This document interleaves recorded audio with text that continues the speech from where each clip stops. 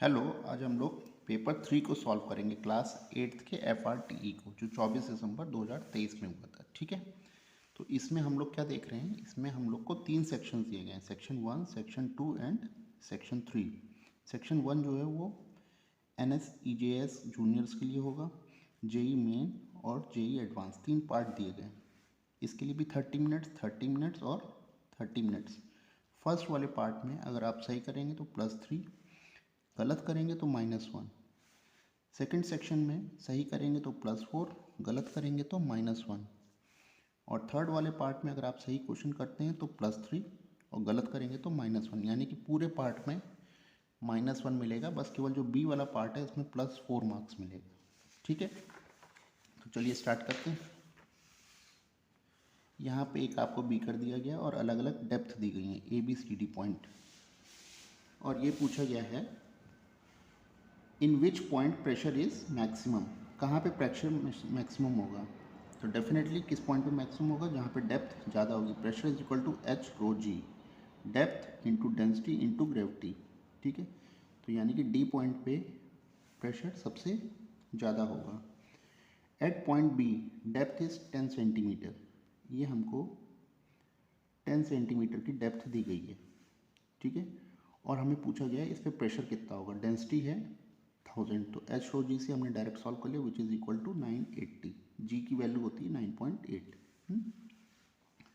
यहाँ पे दिया गया एक बॉल है 200 ग्राम्स की, जो किस स्पीड से आ रही है, 20 मीटर पर सेकेंड से। ठीक है, 20 मीटर पर सेकेंड से ये बॉल आ रही है और ये एक बल्ले से जाके टकराती है। कितनी देर में बल्ले पर आती है, 0.4 मिली सेकेंड्स। 0 से 0.4 मिली सेकेंड बल्ले तक रहती है। और बल्ले पे अब बल्ला एकदम उल्टा फोर्स लगाता है और उसको फेंक देता है। किस स्पीड से फेंक रहा है, 40 मीटर पर सेकेंड से। 20 मीटर पर सेकेंड से टकरा रही है और बल्ले टकराते वक्त कितनी देर तक बल्ले में रहती है, 4 मिली सेकेंड तक। और फिर बल्ले से 40 मीटर पर सेकेंड से बल्ले से दूसरे डायरेक्शन में चली जाती है, यानी कि बॉल इधर आ रही है ऐसे 20 मीटर से और 40 मीटर से इधर की तरफ वापस लौट जा रही है। ठीक है, तो यहाँ पे हम लोग क्या देख रहे हैं कि यहाँ पे हमें क्या बताना है, बल्ले पे टकराई। अब कह रहा है मैक्सिमम फोर्स बताइए उस बल्ले पे, बल्ले से बॉल पे कितना लगेगा, बैट से बॉल पे कितना लगेगा। तो फोर्स क्या होता है, F is equal to ma। Mass कितना है, 200 ग्राम, यानी कि ग्राम को किलोग्राम में चेंज कर लिया।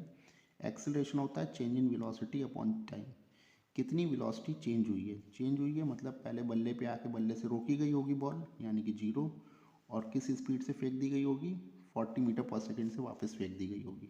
तो V माइनस यू हो गया 40। कितनी देर टाइम लगा होगा, 4 मिली सेकेंड से 6 मिली सेकेंड के बीच कितना टाइम लगा है, 2 मिली सेकेंड्स का टाइम लगा है। ठीक है, तो F is equal to m से कितना आ गया, 4000 न्यूटन। तो मैक्सिमम फोर्स जो बल्ले से लगाया गया है बॉल पे वो कितना है, 4000 न्यूटन। अब ये कह रहा है average force exerted bat on the ball, कितना फोर्स लगाया गया। पहले बल्ले से रोका गया होगा बॉल और फिर बल्ले से मार दिया गया होगा, तो रोकने में लगा होगा 4 मिली सेकेंड और वापस फेंकने में लगा है टाइम 4 to 6 यानी कि 2 मिली सेकेंड। तो टोटल टाइम हमारा कितना लग गया है, 6 मिली सेकेंड का। और एवरेज होता है total change in momentum upon time taken, तो टाइम टेकन तो हमारा हो गया 0 से 6 मिली सेकेंड्स का। अब हो गया total change in momentum. Momentum में कितना चेंज हुआ, मोमेंटम होता है मास इंटू वेलोसिटी। तो किस वेलोसिटी से फेंका गया था, जो बल्ले से 40 की, मास 200 ग्राम था, और किस स्पीड से बल्ले से टकराई थी बॉल, वो थी 20। लेकिन दोनों के डायरेक्शन अपोजिट हैं, तो यहाँ पे वेलोसिटी क्या हो जाएंगी, ऐड हो जाएंगी। तो ऐड हो गई, तो यहाँ पे हमारा एवरेज फोर्स कितना आ गया, 2000 newton. Option B is correct. ठीक है, कॉम्प्रीहेंशन में आ जाते हैं। Among the following the property of majority majorly saves the basis of carrying the fractional distillation of petroleum. Petroleum का जब फ्रैक्शन करते हैं तो हम लोग बॉइलिंग पॉइंट देखते हैं, जितना उड़ उड़ के पेट्रोल बाहर निकलता जाएगा अलग अलग लेवल पे, तो उससे हम लोग अलग अलग चीज़ें बना सकते हैं। जैसे कि आपने यहाँ देखा है petrol, kerosene, diesel, lubricating oil, paraffin etcetera. Which of the following these the component containing, road surfacing के लिए क्या चीज़ यूज़ होती है, बिटुमेन। ठीक है, what is the chemical name of rust, hydrated ferric oxide, पानी होगा तभी होगा, ठीक है। What is the condition required to use to take place, rusting के लिए water and oxygen. The many threatened और endangered species by saved by the rain forestation project से ही हम लोग बचा सकते हैं। एंडेंजर्ड स्पेशीज जो डेंजर में हो एक्सटिंक्शन होने के, ठीक है, तो सी ऑप्शन करेक्ट है। 11 का बायोस्फीयर के लिए ये सारे ऑप्शन करेक्ट हैं। Biosphere reserves limited human activity in buffer zone. यहाँ पे आपको एक सर्किट दिया गया है, यहाँ पे क्या देख रहे हैं, ये 3 रेसिस्टेंस पैरेलल में लगे, तो इन तीनों रेसिस्टेंस का वैल्यू निकाल सकते हैं 1/r is equal to 1/r1 plus R2 plus R3 से, ठीक है। तो ये कितना निकल कर आ रहा है, 1 ओम आ रहा है। ये 1 ओम, ये पूरा रेसिस्टेंस इस ओम के साथ कितने में है, सीरीज में लगा हुआ है, तो 1 + 5 = 6, तो टोटल रेजिस्टेंस कितना हो गया, 6 ohm. D option. What is the value of current, current कितना होगा इसके अंदर, करंट होता है total supply voltage upon total resistance. Total resistance मेरा 6 ओम था, total supply voltage is 12 volt, 12/6 is 2 ampere. Option A is correct. Which of the type of friction act on the block? अगर block चल रहा है तो उस पर कौन सा फ्रिक्शन लग रहा होगा, काइनेटिक फ्रिक्शन। अगर ब्लॉक रुका हुआ है तो स्टैटिक फ्रिक्शन लगता है, ठीक है। द वैल्यू, यहाँ पे ब्लॉक चल रहा है, ब्लॉक पे अब कह रहा है कि value of the friction force on the block. हम ब्लॉक पे कितना फोर्स एक्ट लगा रहे हैं, ब्लॉक पे फोर्स लगा रहे हैं हम 30 न्यूटन का, लेकिन ब्लॉक चल किस स्पीड से रहा है, 2 मीटर पर सेकेंड स्क्वायर से, यानी कि F net is equal to 20 Newton.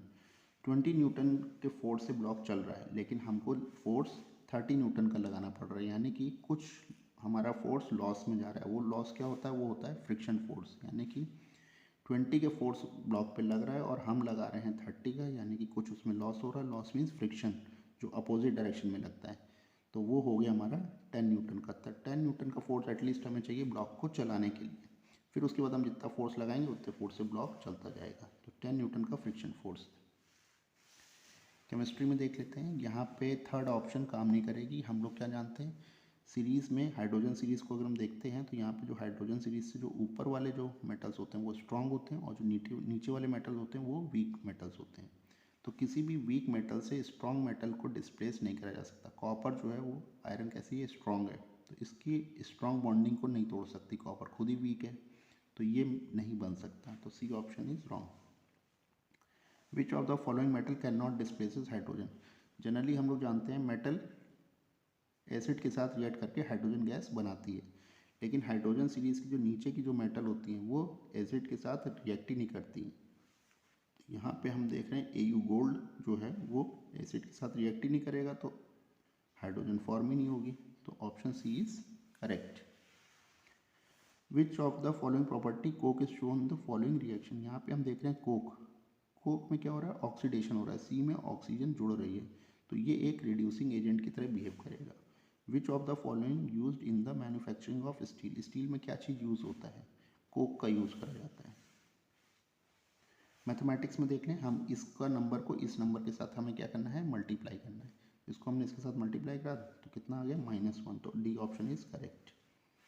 यहाँ पे हमें ये बताना है कि दो नंबर हैं, ए नंबर बी से छोटा है, तो इनमें से कौन सा सही होगा। तो इसके लिए हमने क्या करा, कोई भी एक नंबर ले लिया, ए इज इक्वल टू 2 और बी इज इक्वल टू 4, क्योंकि ए छोटा होना चाहिए बी से। अब किसी में भी हमने इस सब में रख के देख लिया, जो भी वैल्यू सही होगी वो सही हो जाएगा। तो हमने रख के देखा तो a + b/2 कितना आ रहा है, 3, और a is 2, a2 is smaller than 3, तो ए ऑप्शन इज करेक्ट, ठीक है।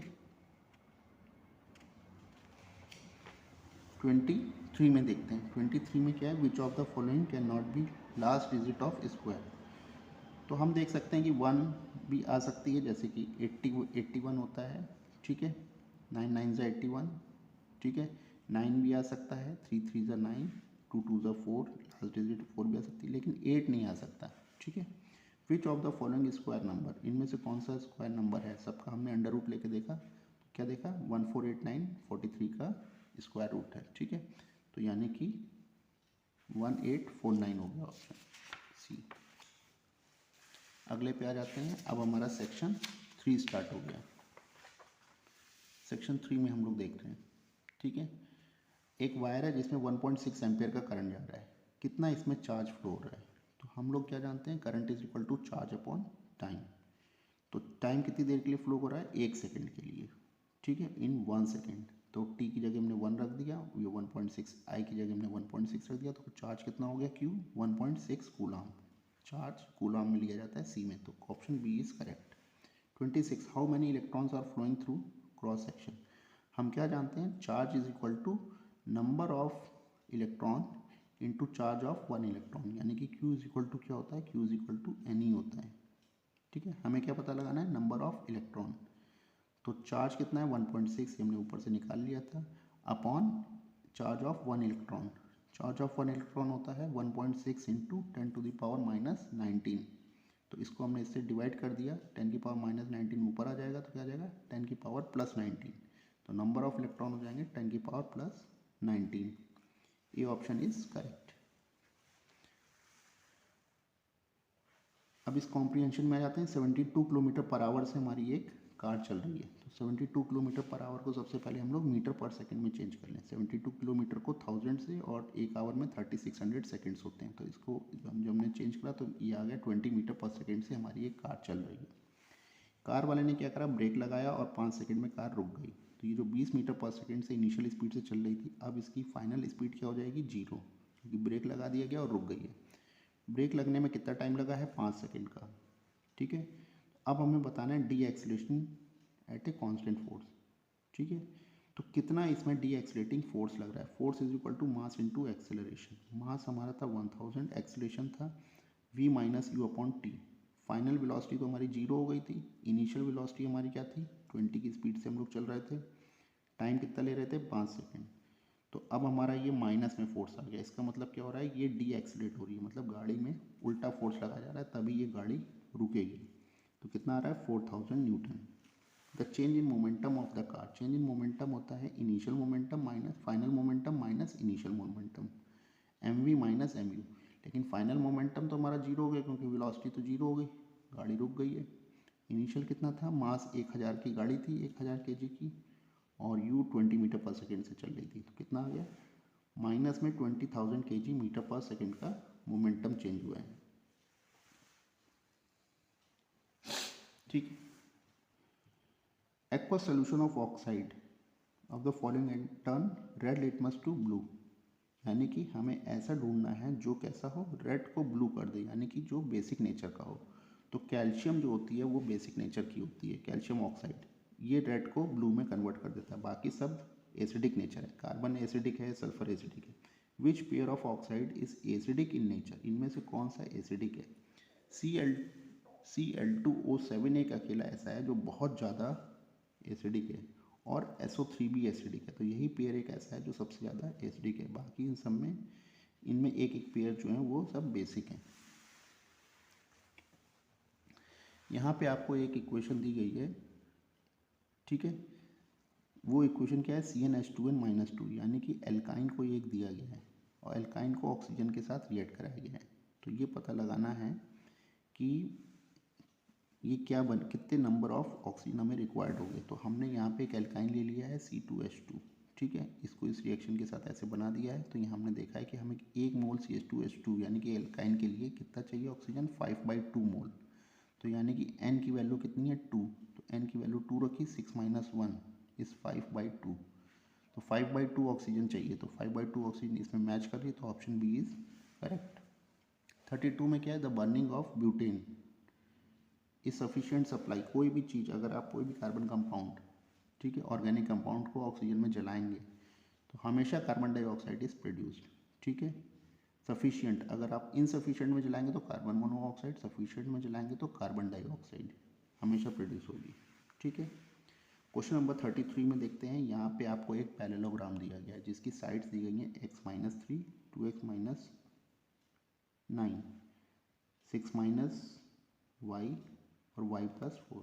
हम क्या जानते हैं, पैरेललोग्राम की अपोजिट साइड्स आर इक्वल। तो अपोजिट साइड्स आर इक्वल, तो अपोजिट साइड्स इक्वल कर दी, हमें x की वैल्यू 6 मिल गई। Same as it is opposite sides are equal, y की वैल्यू हमें 1 मिल गई।